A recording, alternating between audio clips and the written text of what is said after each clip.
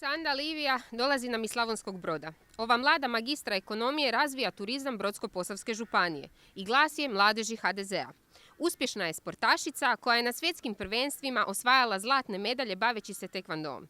Ne bi bila u koži onim saborskim zastupnicima koji s njom uđu u raspravu. Mlada Brođanka Sanda Livija Maduna.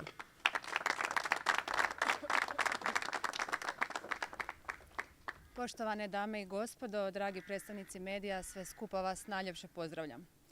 Imam 31 godinu i najmlađi sam kandidat, odnosno kandidatkinja na ovoj listi Hrvatske demokratske zajednice u 5. izbornoj jedinici. I upravo je to jedna snažna, ali i vrlo jasna poruka Hrvatske demokratske zajednice svim mladima. Uistinu smo stranka koja mari za mlade ljude, te smo svjesni da su upravo oni naša budućnost. A to smo pokazali kroz niz mjera i politika za mlade u protekla 2 mandata ove vlade Republike Hrvatske na čelu s Andrejom Plenkovićem.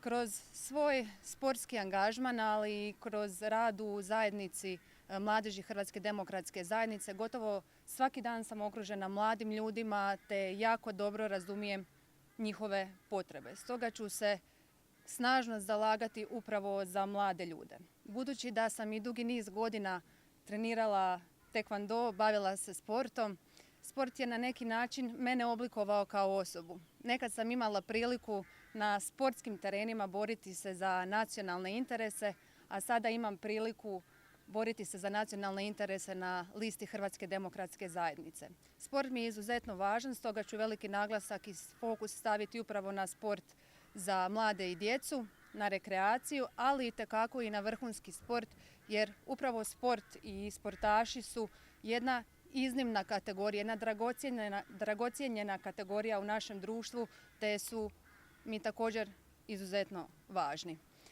Obzirom da sam zaposlena u turističkom sektoru, naravno da ću se zalagati za razvoj turizma, za razvoj cjelogodišnjeg turizma, održivog turizma, ali naravno i za snažan napredak i razvoj turizma u kontinentalnoj Hrvatskoj, odnosno u kontinentalnom dijelu Hrvatske, u našoj Slavoniji, te naravno za ruralni turizam.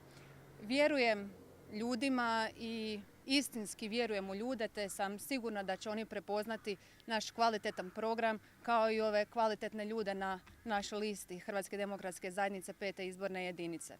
Pozivam sve građanke i građane, a osobito mlade, da 17.4. izađu na izbore i daju glas Hrvatskoj demokratskoj zajednici, stranci koja spaja Hrvatsku, stranci koja jamči sigurnost i stabilnost, jer tako se voli Hrvatska. Hvala.